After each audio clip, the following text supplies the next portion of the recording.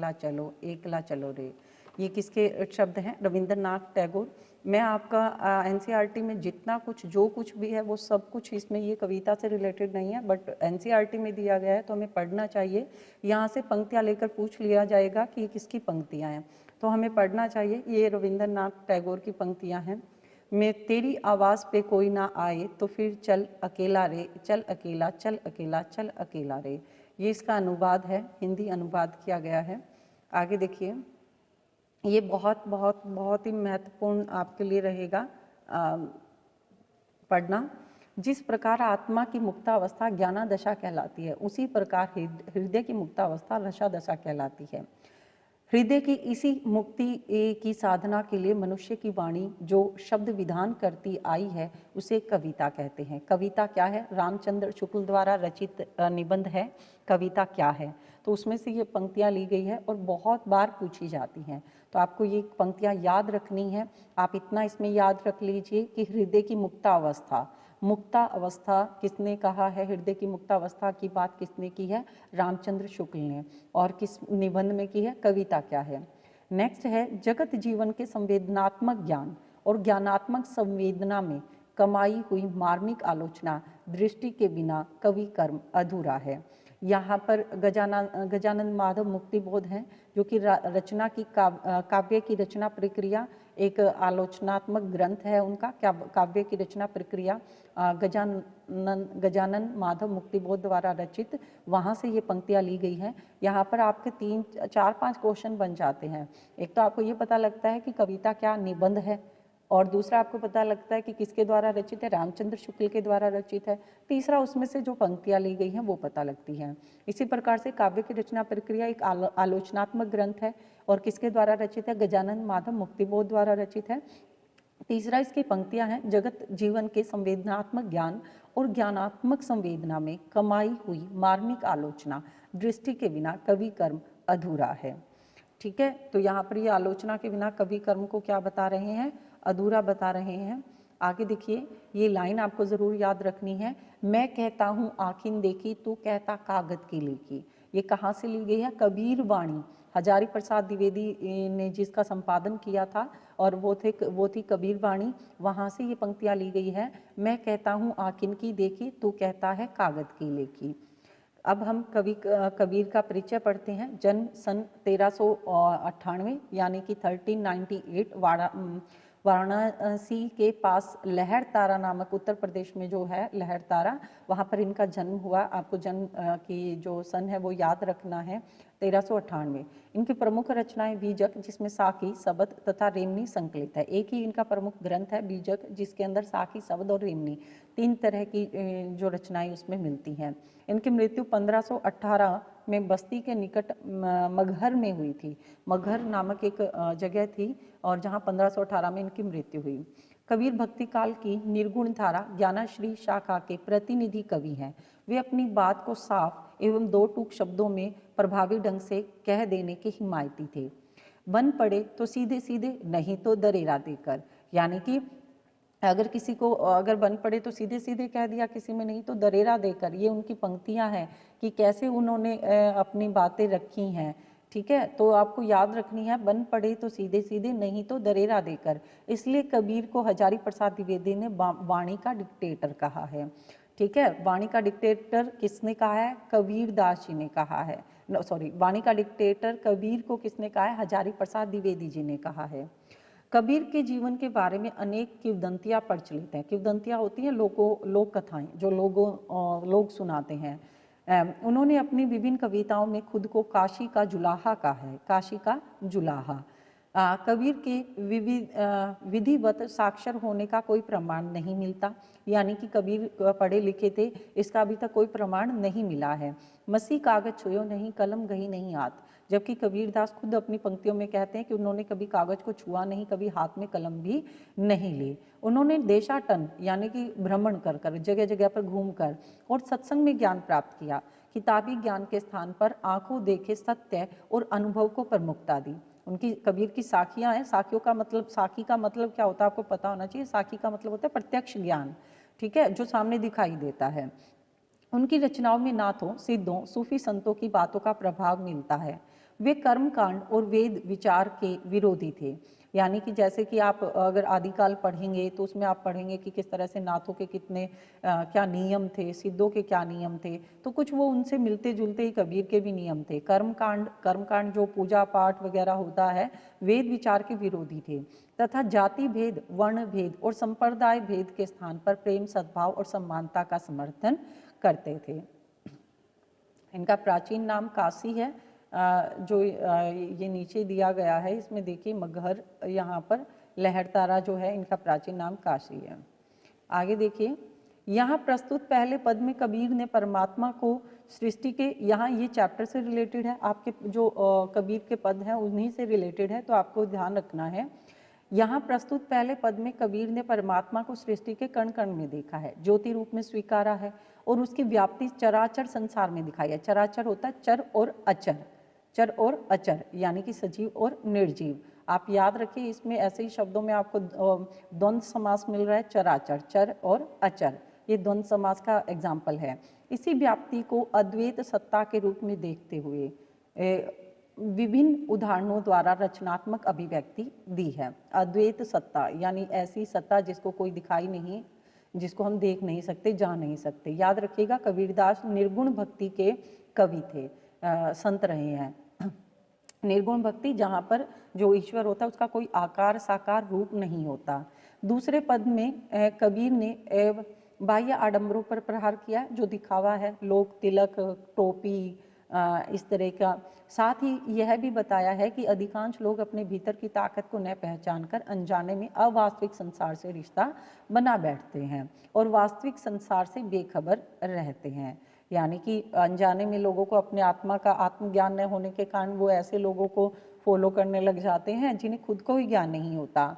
दोनों पद जयदेव सिंह और वासुदेव सिंह द्वारा संकलित संपादित कबीर वाडगम्य खंड 2 शब्द से लिए गए हैं। ये बहुत महत्वपूर्ण है, इसको लिख लीजिएगा, याद रखिएगा कि ये जो दोनों पद हैं वो कहाँ से लिए गए हैं, जयदेव सिंह और वासुदेव सिंह द्वारा संकलित संपादित। जो हमने ऊपर जो पंक्तियाँ पढ़ी थी, एक बार मैं आपको फिर से दिखा दूँ। ये जो पंक्तियाँ पढ़ी थी, मैं कहता हूँ आखिन के देखी तू कहता है कागज की लेखी, ये कबीर वाणी से ली गई है, जो कि हजारी प्रसाद द्वारा रचित है। जबकि ये जो पद जो दिए गए हैं यहाँ पर, वो लिए गए हैं कबीर वाडगम्य खंड 2 शब्द से लिए गए हैं। तो और ये किसके द्वारा रचित है, जयदेव सिंह और वासुदेव, जयदेव और वासुदेव जी द्वारा रचित है। कबीर की जो भाषा थी वो सदुकड़ी भाषा थी। कभी इसीलिए श्याम सुंदर दास जी ने उनकी भाषा को पंचमेल खिचड़ी भी कहा है, क्योंकि उसमें बहुत सारी भाषाओं का मेल था। किंवदंती तो ये है, मतलब कथाओं के अनुसार तो ये कहा जाता है कि जो कबीर थे वो अनपढ़ थे, उनके जो शिष्य थे वो कहीं कहीं से बिलोंग करते थे, जगह जगह से आते थे, जिसके कारण वो अपने जब उपदेश देते थे तो उनके शिष्य लिखते थे, तो कहीं ना कहीं उन्हें अपनी भाषा में वो डाल लेते थे। अब देखिए, हम पद पढ़ते हैं। पहला पद, हम तो एक एक करी जाना, यानी कि हम तो एक ही एक को जानते हैं, यानी एक ही ईश्वर को जानते हैं। दो ही कहे तीनों को दोजक जिन्हें नहीं पहचाना, मतलब जो कहते हैं कि ईश्वर एक नहीं है, दो है, तीन है, उनको दोजक मतलब वो नरक में जाएं जिन नहीं पहचाना, जिन्होंने ईश्वर को नहीं पहचाना। एके पवन एके पानी एके ज्योति समाना, कि एक ही तो पवन है, हवा भी एक ही है, और एक ही पानी, पानी भी एक ही है। जो हवा सबके लिए एक जैसी है, जिसे सांस लेकर जिंदा रहते हैं, और सबके लिए पानी भी एक जैसा है। एक ही ज्योति समाना, और सभी में एक ही प्रकार की ज्योति रहती है, यानी कि एक ही तरह की आत्मा निवास करती है। एक एक खाक गड्ढे सब भांडे एक एक ओरे साना, मतलब एक ही मिट्टी से खाक, मिट्टी, गड्ढे बनाना, सब भांडे बर्तन, एक एक कोहरा, कुम्हार, साना यानी कि मिलाना, यानी कि एक ही तरह की मिट्टी को मिलाकर जो कुम्हार है, कुम्हार किसको कहा गया, ईश्वर को, और भांडे किसको कहा गया है, लोगों को, कि जो संसार है उसको ईश्वर ने बनाया है, वो एक ऐसा कुम्हार है जिसने सभी को एक ही मिट्टी से बनाया है। जैसे बाढ़ी कास्ट ही काटे अग्नि न काटे कोई, मतलब जिस प्रकार से बाढ़ी होता कारपेंटर, बढ़ई, ठीक है, कि जो बढ़ई है कास्ट ही काटे, वो लकड़ी को काटता है, अग्नि न काटे कोई, आग को तो कोई नहीं काट सकता, मतलब जो आपका बढ़ई है वो लकड़ी तो काट सकता है लेकिन आग को नहीं काट सकता। सब घटी अंतरे तू व्यापक धरे स्वरूप सोई। उसी प्रकार से हम जानते नहीं हैं कि हमारे अंदर सब घटी अंतरी, सब घटी, घट होता है आत्मा, अंदर में तू ही व्यापक, यानी सभी की आत्मा में वही ईश्वर निवास करता है। धरे स्वरूप सोई, जिसके रूप तो अनेक हैं लेकिन ईश्वर वो एक ही है, जिसके बहुत सारे रूप हैं लेकिन सबकी आत्मा में एक ही ईश्वर निवास करता है। माया देखी के और दुनिया ने उसके रूप धरे हैं, ईश्वर तो एक ही है। धरे स्वरूप सोई, अब लोग हैं उनको अलग अलग, हनुमान या अल्लाह या जो भी है उनको अलग अलग रूप देते हैं। माया देखी के जगत लुभाना काहे नर गर्भाना, मतलब हे इंसान आप अपने आप पे गर्व क्यों कर रहे हो। माया देख, जो धन दौलत है उसको देखकर जो जगत है वो लालच में आ जाता है और फिर भी अपने ऊपर गर्व कर रहा है। निर्भय भया कछु नहीं व्यापी कहे कबीर दीवाना, कबीर जी कहते हैं कि मैं निर्भय हूँ। निर्भय यानी मुझे किसी का डर, निर्भय का मतलब निडर, मुझे किसी का डर नहीं है। भया कछु नहीं व्यापे, मुझे किसी का डर नहीं है। कहे कबीर दीवाना, क्योंकि मैं तो धन दौलत के मोह माया से दूर हूँ, इसलिए मुझे किसी का किसी प्रकार का कोई डर नहीं है। जो लालच में होता है उसको ही चिंता रहती है और फिर भी वो अपने ऊपर किस तरह का गर्व करता है। आगे देखिए, दूसरा पद है संतो देखत जग बोराना। संतों, अब यहाँ संतों को संबोधित करते हैं कि संत महात्माओं को संबोधित करते हुए कहते हैं कि देखो जग बोराना, बोराना पागल, ये दुनिया है वो पागल हो गई है। साच कहो तो मारन धावे झूठ जग पतियाना, मतलब अगर कोई इंसान आपको सच कहता है तो उसको तो लोग मारने को दौड़ते हैं, और अगर कोई झूठे जग पतियाना, और आपस में एक दूसरे को क्या बोलते रहते हैं, झूठ, यानी कि झूठ को तो सच मान रहे हैं और जो सच कहता है उसको मारने भागते हैं। नेमी देखा धर्मी देखा प्रात करे स्नाना, यानी हमने नेम नियम और धर्मी धर्म, नियम का पालन करने वाला, धर्म का पालन करने वाला देखा है। प्रात करे स्नाना, वो सुबह उठते ही क्या करते हैं, स्नान करते हैं, यानी कि उठते ही स्नान करना एक नियम होता है। सनातन में भी माना जाता है, बाकी जगह भी माना जाता होगा कि वो सुबह उठ के सबसे पहले हमें स्नान करना चाहिए। तो वो कहते कि भी ऐसे जो सुबह उठते स्नान करते हैं ऐसे नेमी धर्मी मैंने देखे हैं। आत्म मारी पखा नहीं पूजे, उनमें कछु नहीं ज्ञाना। अपनी आत्मा का पखा नहीं पूजे, मतलब अपनी आत्मा को तो वो जानते नहीं और मूर्ति को वो पूजते हैं, उनमें कछु नहीं ज्ञाना, उनमें किसी तरह का ज्ञान नहीं है। बहुतक देखा पीर ओलिया पढ़े किताब कुराना, कि मैंने बहुत सारे पीर ओलिया, ओलिया जो मुस्लिम लोग होते हैं उनके जो मौलवी होते हैं उनको कहा जाता है कि मैंने बहुत सारे पीर फकीर देखे हैं, पढ़े किताब कुराना, उन्होंने बहुत बहुत किताबें जो कुरान है वो पढ़ी हुई हैं, धर्म ग्रंथ पढ़े हुए हैं। के मुरीद तबदीर बतावे उनमें वो नहीं ज्ञाना, और के मुरीद, मुरीद होता है शिष्य, मतलब वो किस तरह से अपने शिष्य को ईश्वर से मिलवाएंगे, उनमें वो नहीं ज्ञाना, क्योंकि उनमें खुद में ही ईश्वर का ज्ञान नहीं है। आसन मारे डिम्ब दरे बैठे मन में बहुत गुमाना, पहले उन्होंने जो मुस्लिम संप्रदाय है उन पे कटाक्ष किया है, अब वो हिंदू संप्रदाय पे कटाक्ष कर रहे हैं कि आसन मारे डिम्ब दरे बैठे, कि आसन बिछाकर और जमकर बैठे हैं कौन, जो संत है, मन में जो पंडित हैं, मन में बहुत घुमाना, और उनके मन के अंदर बहुत गर्व है, घमंड है। पीपर पाथर पूजन लागे, और वो पीपल और पत्थर को पूजते हैं, तीर्थ गर्व बुलाना, और वो तीर्थ जगह जगह तीर्थ करते हैं लेकिन वो क्या करते हैं, असली भगवान को तो भूल ही जाते हैं।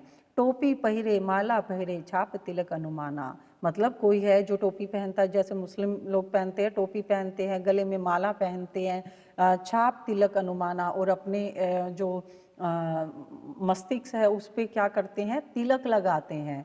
ठीक है, ये सारे बाह्य आडंबरों पर कटाक्ष कर रहे हैं। साखी शब्द गावत भूले आत्म खबरी न जाना, और वो क्या करते हैं, साखी शब्द गाते हैं, ईश्वर का नाम गाते हैं, भजन गाते हैं, आत्म खबरी न जाना, और उन्हें अपनी आत्मा का ज्ञान ही नहीं होता। हिंदू कहे मोहि राम प्यारा तुर्क कहे रहीमाना, हिंदू कहता है कि मुझे तो राम अच्छा लगता है, और तुर्क, जो तुर्की लोग होते हैं, जो अरबी फारसी लोग होते हैं, उनको रहीमन वो कहे, रहीमान, यानी कि उन्हें रहीमन प्यारा है। आपस में दो लड़ी लड़ी मुए मर्म न काहू जाना, आपस में एक दूसरे से लड़ लड़ कर मर रहे हैं, किसके नाम पर, धर्म के नाम पर, मर्म न काहू जाना, लेकिन उनको असली ज्ञान, असली दर्द, असली ईश्वर का असली ज्ञान तो उन्होंने कभी जाना ही नहीं है। वे सिर्फ धर्म जानते हैं, ईश्वर को नहीं जानते। घर घर मंत्र देते फिरत महिमा की अभिमाना, और अपने अभिमान में, अपने गर्व के अभिमान में जो ब्राह्मण, जो संत महात्मा बनते हैं, वो अपने घर घर में मंत्र देते घूमते हैं। मंत्र यानी जिसे हम नाम कहते हैं, कि सभी लोगों को नाम देते हुए घूमते कि ईश्वर का नाम है, महिमा में अभिमाना, और वो अपनी जो प्रार्थना है, जो भक्ति है, उस पर भी वो घमंड करते हैं। गुरु के सहित सिक्ख्य सब बूढ़े, बूढ़े का मतलब होता है डूबना, कि गुरु के सहित साथ सिक्ख्य शिष्य सब डूबेंगे, क्योंकि जिनका गुरु ही ऐसा है, ऐसे गुरु को फॉलो करने वाले, ऐसे गुरु को मानने वाले शिष्य भी उनके साथ ही डूबेंगे। अंतकाल पछताना, और अंत में उन्हें पछताना ही पड़ेगा। कहे कबीर सुनो है संतो, ई सब भरम बुलाना। कबीरदास जी कहते हैं कि संतो सुनो, ई सब भरम बुलाना, कि जो भरम पैदा कर रखा है, जो धर्म के नाम पे जो भरम पैदा कर रखा है, इसको सबको भूल जाना चाहिए। कि तिक कहो कहा नहीं माने, सहजे सहज समाना, कि किसी से कहते हैं तो कोई नहीं मानता, सहज सहज समाना, धीरे धीरे सब सीख जाएंगे। इस प्रकार से आज के हमारे जो पद हैं कबीर के, वो कंप्लीट होते हैं। धन्यवाद।